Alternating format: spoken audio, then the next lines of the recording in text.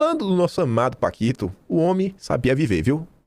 A cobertura de 140 milhões de reais do Paquito em Miami.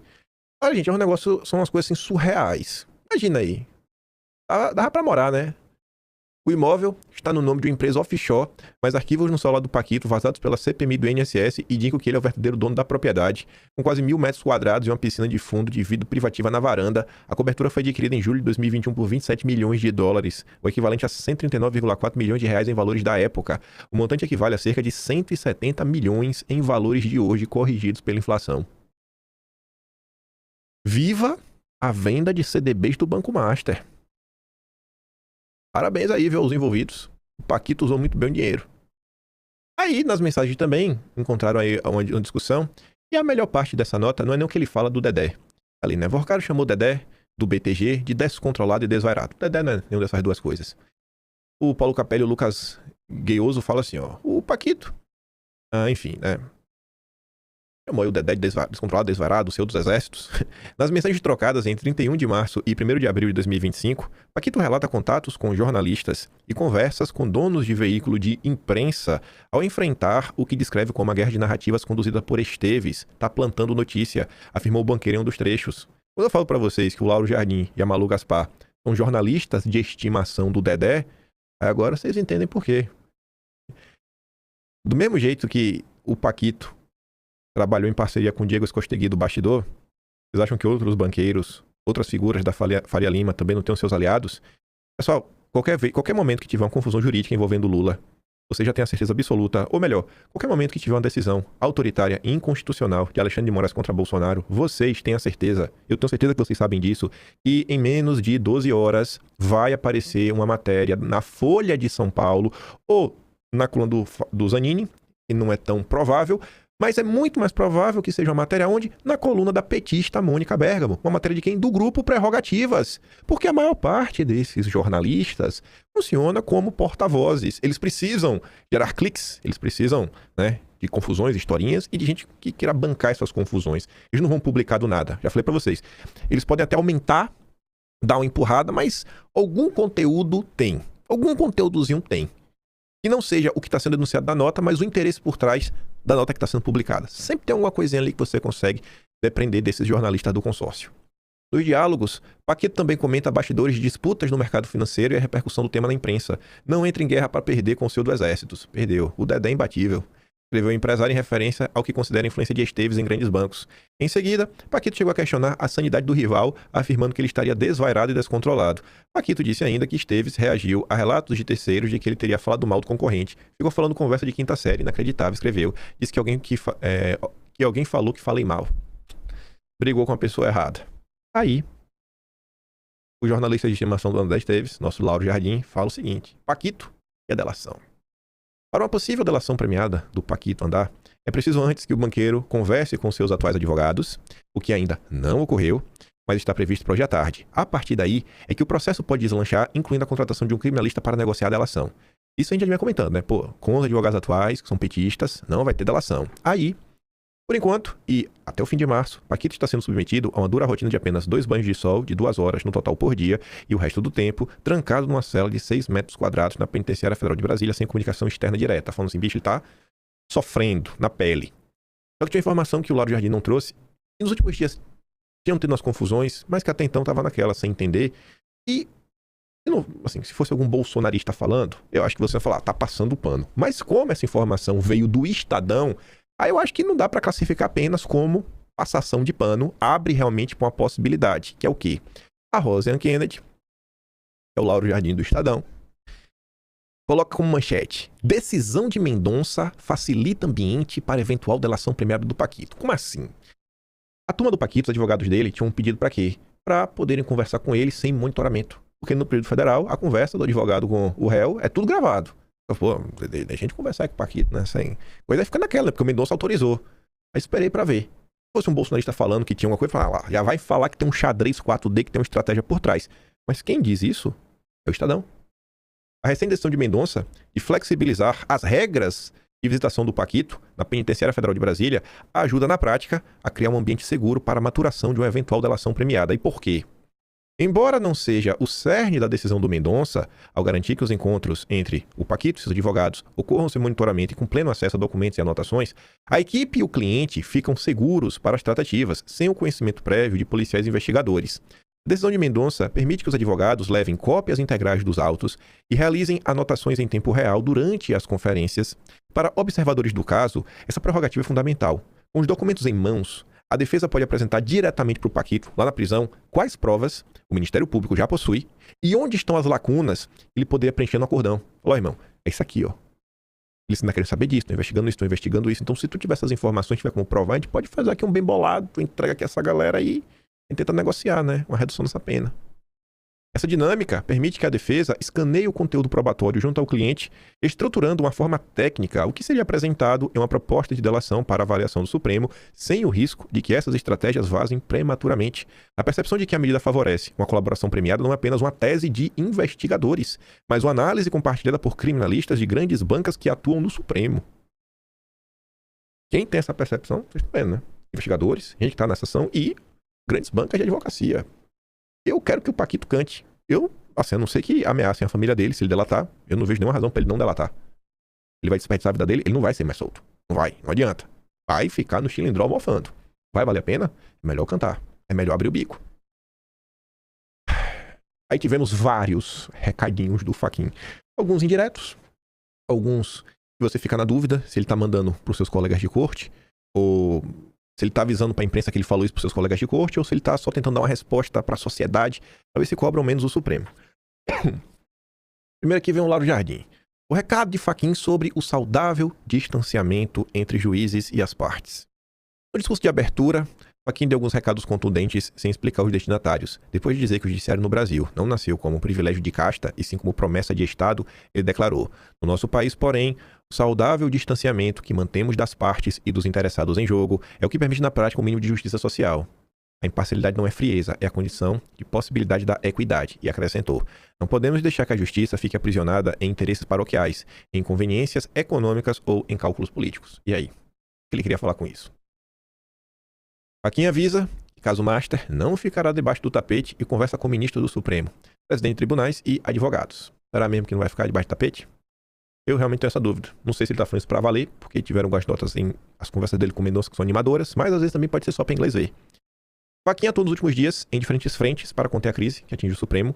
Ele buscou os colegas para tratar do tema, inclusive falou com o Mendonça, e passou recados durante o encontro com presidentes de tribunais superiores. Instado por advogados, Fachin sinalizou ainda que as investigações não ficarão debaixo do tapete e vão ocorrer doa a quem doer.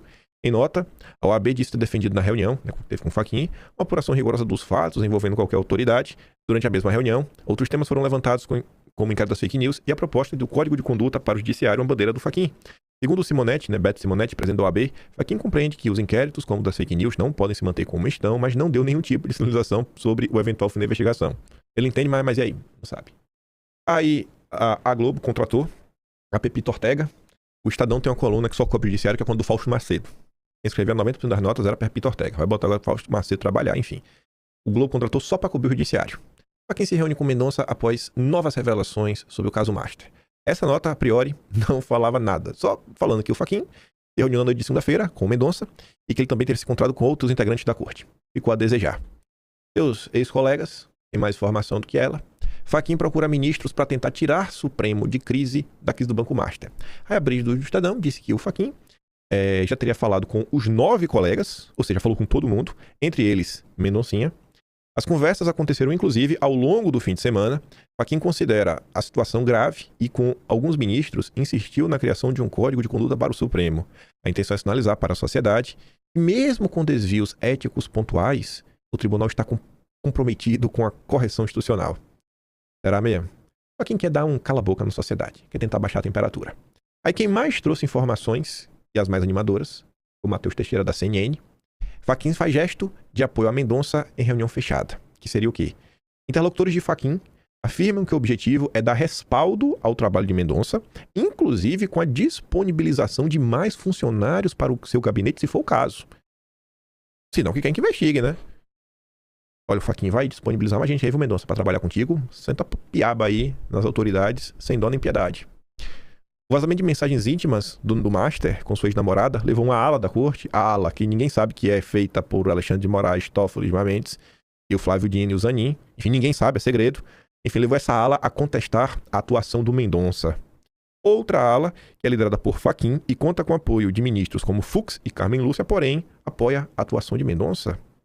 Então, em tese aí, já teria 4 ao lado do Mendonça. Eu poderia estar perguntando, e o Cássio? Não sei, viu? Não sei. Por que eu não sei? Porque eu não sei. Eu realmente não sei, viu, Cássio? Vale a pena observar como é que vai ser esse julgamento. Eu acho que o voto do Fux dá pra computar de certeza. Já os votos de Gilmar, Toffoli e Cássio vai ser surpresa, viu? Será que o Paquito será solto ou ficará preso? Vai ser... A gente vai saber em breve, né? Vamos saber em breve. A expectativa desse grupo é que a relatoria de Mendonça ajude a reparar ao menos em parte os donos à imagem do Supremo. O Fux segue brigado com Dom Pedro III. Pelo que me consta, eles seguem sem se falar. E eu acho isso maravilhoso. A CNN também fala assim, né? Análise. Supremo se divide sobre como juntar cacos após o caso do Master. O Supremo está dividido sobre como lidar com o caso do Master e ministros começam a demonstrar o desconforto que a crise causou até agora. De um lado, tá o Fachin e o Mendonça. Essa ala, né, tenta manter vivo o debate da adoção de um código de conduta para os magistrados e promete não jogar nada sob o tapete. Do outro lado, existe a imagem de isolamento na condução da relatoria do Master empoderando a PF, né, o Mendonça. Do outro lado estão Dias Toffoli, Dom Pedro III. Nos discursos que estão sendo feitos em eventos ou reuniões fechadas, todos alertam sobre o risco que o Supremo corre com a crise que já se instalou. A diferença é que uma turma insiste no bordão de que quem cobra ministros pela sua conduta ataca a democracia. Já a outra avisa que essa versão não cola mais. E já tem jornalista do consórcio falando isso, irmão, que não tá colando. Sabe, esse papo aí de a democracia tá em risco, não tá colando mais. William Vac. Divisão interna paralisa a reação do Supremo ao escândalo do Banco Master. E por que paralisa? Porque, gente, enquanto não tiver realmente uma maioria inquestionável de, olha, a gente vai fazer isso e também tiver uma solução, né?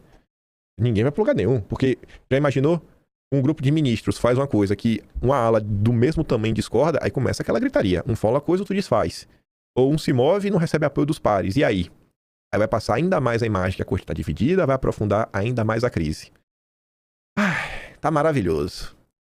O Supremo está em busca da credibilidade perdida, fenômeno acelerado pelo escândalo do Master, mas não está claro qual o caminho.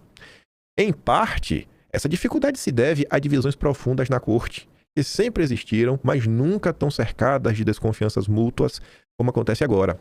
Fora a desconfiança de estarem sendo gravados e grampeados e, não posso falar, né, investigados. Lembra que a questão aí da Unafisco, né, do Kleber, na verdade da Receita, o Pedro III mandou levantar dados aí de uma galera do Supremo, né? Estranho. O próprio ministro acharam estranho. Aí teve a reunião secreta. Quem gravou? Será que realmente foi o Toffoli? Em parte, as dificuldades para encontrar um caminho de saída têm a ver com isso mesmo. Existe esse caminho, o caminho da recuperação da credibilidade perdida? Existe? Alguém conhece? Será que isso é uma possibilidade? Será que isso é uma possibilidade? Fachin acha que sim. E pode ser por meio de um código de conduta. Outros integrantes acham que o código não serve para nada e que o melhor seria aprofundar investigações até mesmo contra colegas. Talvez seja a ala do Mendonça. Outra ala também não gosta do código por achar que serve apenas como confissão de culpa e acredita que a corte está sob ataque de interesses espúrios, inclusive por parte da imprensa, aos quais não se deve ceder. Eles não acham que tem nenhum interesse espúrio. Eles sabem muito bem o que está acontecendo. Isso é só discurso do Dom Pedro III. Nas proporções atuais do escândalo, é difícil mesmo imaginar que o Supremo saia sozinho da situação de descrédito. Divisões internas levam à paralisia, em um ambiente no qual a polícia e os vazamentos mandam no ritmo dos acontecimentos. Não se sabe quais nomes ainda serão arrastados no escândalo, mas o impacto eleitoral já existe. A corrupção voltou para o topo da preocupação dos eleitores, favorecendo, evidentemente, a oposição e prejudicando quem está no poder. Saberá uma oposição com domínio do legislativo, como se prevê, lidar com o Supremo, que no momento indica que não sabe o que fazer? Até aqui, não há resposta clara para essa pergunta, em parte por culpa do Master. Aí na discussão do WW ontem, ele até pergunta por Caio Junqueira e a visão dos superanalistas da CNN. E eu vi isso da boca do consórcio, é gostoso. Aqui, eu ter colocado o vídeo, podia, não coloquei. E no presente momento, você se apresentar politicamente para o país, tendo como pauta da eleição a pauta anti-Supremo, isso te traz votos e te torna um vencedor. E pelo que me consta, não tem ninguém ou nenhum grupo que encarne melhor isso do que o bolsonarismo, né? Parece que o bolsonarismo vai se dar bem nas eleições agora, né? De outubro. A gente vai falar mais sobre eleições. Você vê que o William Vac já coloca a deixa, né? Será que uma oposição, com domínio do legislativo, como se vê, ele está falando do Senado, vai conseguir lidar com o Supremo? O que é esse lidar? Impeachment. Só não falou com todas as letras, mas está falando de impeachment. Se o William Vac não quis escrever impeachment com todas as letras, nosso querido Merval Pereira não teve essa vergonha. Se nada acontecer agora, ministros podem sofrer impeachment. É nada. E por que, Merval?